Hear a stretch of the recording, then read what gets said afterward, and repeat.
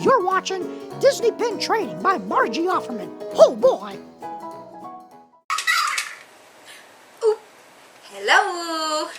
And here we are ready for more fun! Listen.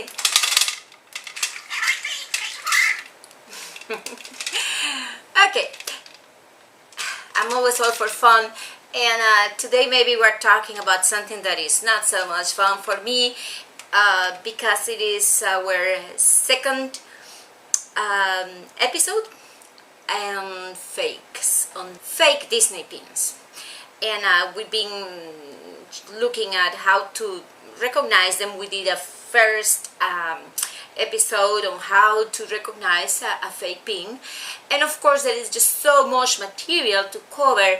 And I had a good friend of mine on Facebook. She gave me a lot of nice examples. She got online some pictures that we can use, and so I'm gonna be explaining you a few of those. And I wanna also share with you. I got some fakes, and I was like, oh, I can't believe those were fake, and I put them on my board of shame that I've been getting together. Let me see, right here. Okay, you see these guys here? Let me see. This here. See this Vinylmation here? Yes, those nice Star Wars Vinylmations? They're fake. I was all heartbroken. Boo! But yep, this is so far my board of shame. Okay, so let's move on and let's see what we have for today. We have heard about the knobs. We heard that after 2009, especially Hidden Mickeys had two knobs next to the pin itself. These knobs are usually not sharp and they are close, like in this example where the reel is. Now notice on this scrapper here, scrapper fake, that the knob is very sharp. It almost looks like another pin. Same with this one. Also see that the knobs are like very big. So you see that even when it has two knobs, the knobs are very different than this one. Something odd about the knobs. We are also gonna notice that this bottom here is this Disney. This Disney marking here is very different than this one. This one is all like crowded. Same with this one. There is always something odd. But notice the difference on the crests.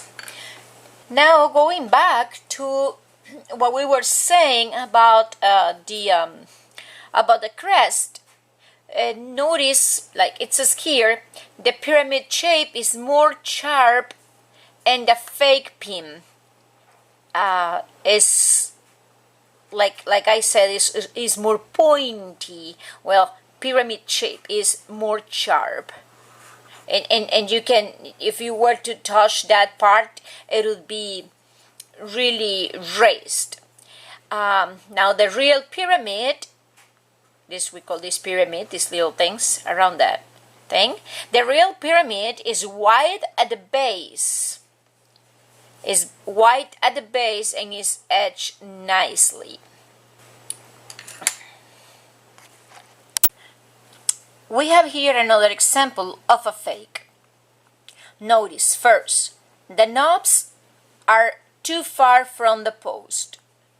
The starbursts are too sharp, too pointy.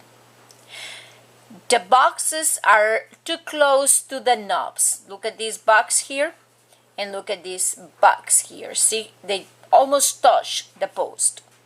The edges, you can see here, they're very rough, these edges. The background excuse me, the background in the boxes it looks rough. So this is an example of the back of a typical Hidden Mickey fake pin. Look at all the distance between the knobs, the distance from the between the knobs and the post, and how close the boxes are to the pin. We have here one pin, the front Hidden Mickey. I always notice that the Mickey is not very well shaped on the fakes. But what is the most important thing on this one is this. Right here where this arrow is pointing, look at that, how sharp. And look at here also the imperfections. I'm going to try to zoom in so you can see that. Let me try to get close to this. See there? See how sharp there? Those are the things that you need to look for on fakes. Back of that Hidden Mickey pin that we just look at this. What we see, very big distance between the knobs and the post. No definition on the crest at all. And you can see also here how messy it looks. The engraving, the letters, the markings, they're very, very messy. I'm gonna try to get close so you guys can see. Let me see if I can zoom in. Okay, I think we can do it here. Okay. Here, see the H, the I is like completely off. On a real pin, you're not gonna see it this messy. I also wanna take a moment on this discussion on fake pins, especially the Hidden Mickey with the two knobs after 2009. This pin here, you have the back of this pin. This is a pin from 2002 and it's a limited edition and it's an authentic pin. Pins that old, we're talking here 2002. Pin trading started on 1999, so 2002 we're just on the third year. Notice this little thing here on the pin. So that is okay. Sometimes people ask if this little piece here, if this little knob that is back, part of the back of that pin, sometimes people wonder, is that real or no? Well, yes. That is okay.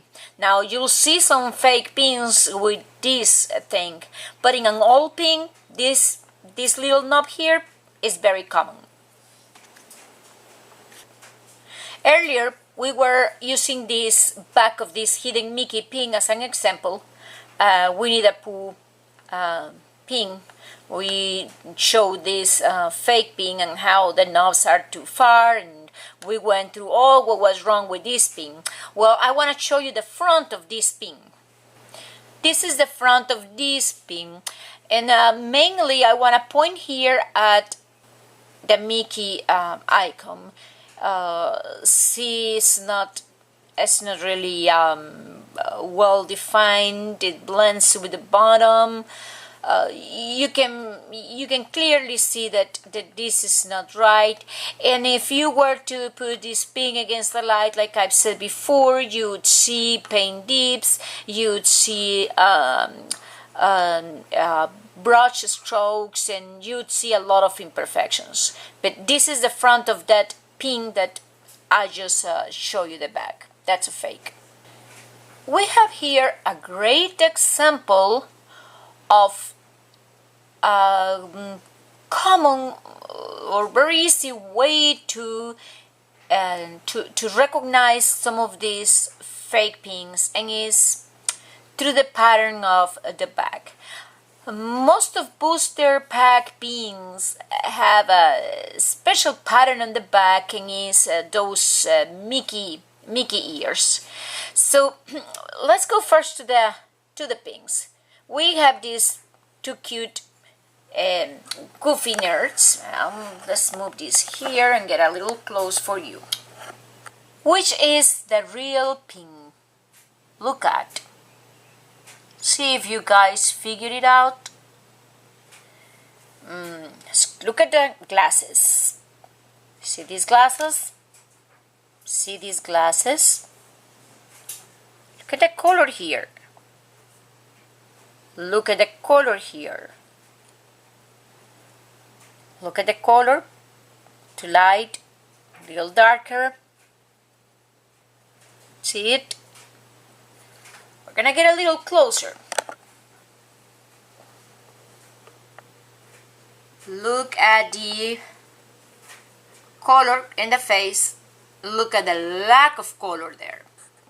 Well, you're probably right now figuring out which one is the fake. Yes, this one, guys. This is the fake one. You can see sharp edges around here and a lot of imperfections, but it's very clear here the lack of color on the face, the lack of color on the glasses. But if you don't have one to compare, how can you know? Well, we're gonna move to the back of these pinks, the real and the fake one. We have here the back of these pinks. Notice this pattern. This Mickey ears pattern is very common on booster pack pins and other pins, mystery pins. And see, you have here the Mickey ears, and notice that they go all the way to the edges. You see, they don't stop, they continue, and they get lost there on the edges. You see that? See it here? See it? Okay, we have the fake pin here. What's happening here? Notice the edges. See this edge here? Let me show you. Right here. See the edge? Well, here is the ear pattern that stops. And there is an edge. We go up here. Right here.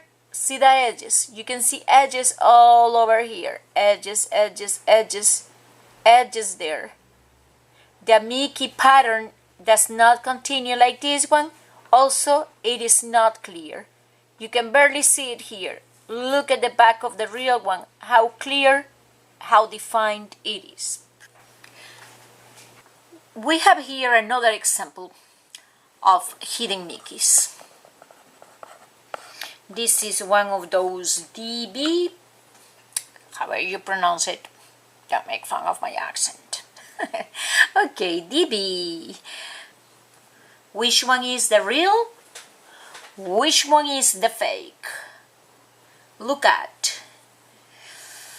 Look at here. Look at here. Colors are so different.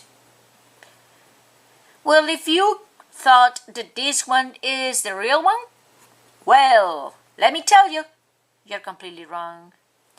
This one is the bad one. See? This is how it should look. and this one is a little difficult because, you know, the colors, you could think, well, this one has more definition than this one, and like I said, you can always go to PinPix and check the colors, but there is something here that gives it away, and it's mainly this. Look at this, and look at this. Like I said, the Mickey logo should always be well defined. In this case, you can see that there is something really odd with this. You can barely see it, and this one is nicely defined. We have here another example, and reason why I wanted to show you this example is because here you can clearly see those brush strokes. See this? This picture shows that effect pretty well.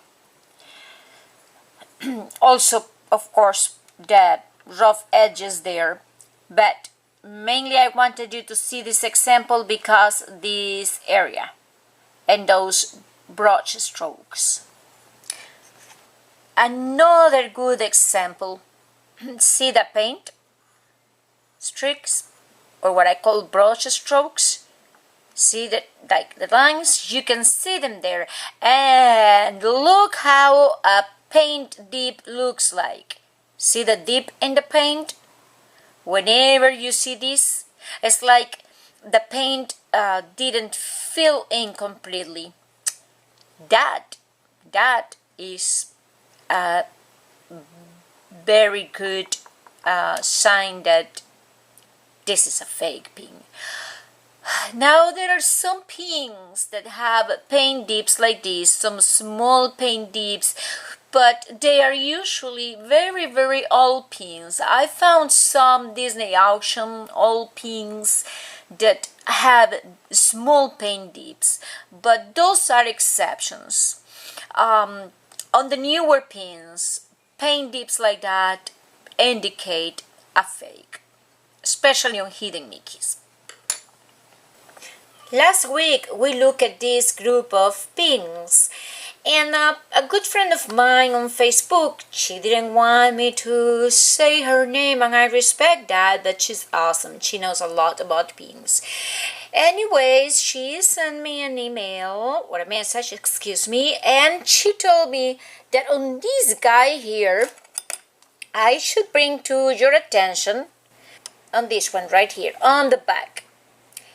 She said to notice that the back stamp is not centered on the pin. And Disney does a very good job on centering its squares and the stamps. So you see here, the square is like too close here, too far here. I know focus is not good right now, sorry, but I wanted to point at this. See how it is completely off-center, the whole square. So she wanted me to point that at for you guys. Also, on the Fast Pass tickets that we look at, on legit pins, she was telling me that there is always a respectable amount of space between the post and the stamp. See here this? There are a lot of examples online. You can go to different websites and find more information than what I can tell you here in a nutshell. This is an example of the brush strokes, paint strikes. This one is one of those Hidden Mickey Nemo bag pins, and that's one of those very, very, very counterfeited pins out there. An example here of misspelling. Limited edition. There are letters missing here. That's another sign, spelling errors. On the same web page that I am right now, I can see what I show you guys early, and is how on a counterfeit the pattern cuts at the edges, leaving a border. This is a fake. On this website you can find a lot of information that will help you, and scrappers, how to find them. This website is dlpinhub.com. Let's click here on the home page so you can see what is the website. And here you have the website, dlpinhub.com. That website has a lot of good information. Another website with great information that I told you about already is pinpicks.com. PinPix, you can go here to Pin University, click here, and then you can find different topics. You can getting started, pin trading, building a collection. There is all kind of information here that is very useful, and of course you can go up here and search your pins, and then and some of them, knowing all, you will be able to find if there are fakes made of the pins, sometimes how to recognize it. Again, the information is not always up to date. It's not guaranteed you're gonna find everything there, but you will find lots and lots of good information.